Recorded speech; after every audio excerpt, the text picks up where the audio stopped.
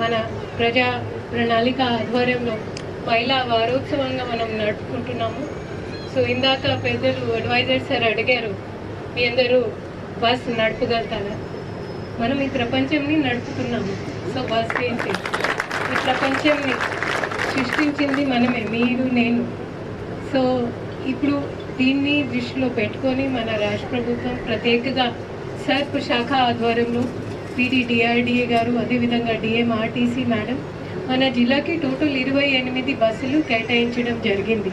దీంతో పాటు ఈరోజు మనం వచ్చే ఒక వారంలో 18 బస్సెస్ని ప్రవేశంలో పెడుతున్నాము.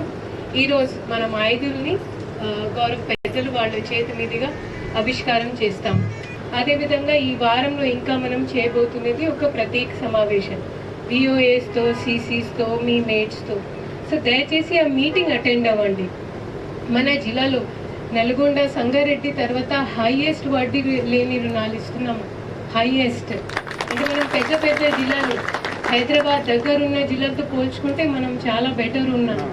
కానీ ఒక ఆల్మోస్ట్ ఒక 120 కోట్ల ఇచ్చిన తర్వాత కూడా మనం ఏదైనా కొత్త కొత్త ఆలోచనతో ముందుకి రాలేకపోతున్నాము. సో దయచేసి రేపు ఎల్లుండి పెట్టిన స్పెషల్ మీటింగ్స్ దయచేసి అటెండ్ అవ్వండి. అదేవిధంగా 30 నాడు మన గౌరవ్ CM గారు, అదేవిధంగా సర్ప్ CEO మేడం హైదరాబాద్లో ఒక ప్రత్యేక ఇంక్యుబేటర్ సమావేశం పెడుతున్నారు. సో ఎవరికైనా కొత్త ఐడియా ఉంటే దయచేసి మన PDDRDA గారు ఉన్నారు, తన దృష్టికి తీసుకొని రండి. ఒక 6 మంది మహిళల్ని మనం ఇక్కడి నుంచి తీసుకుపోతాం.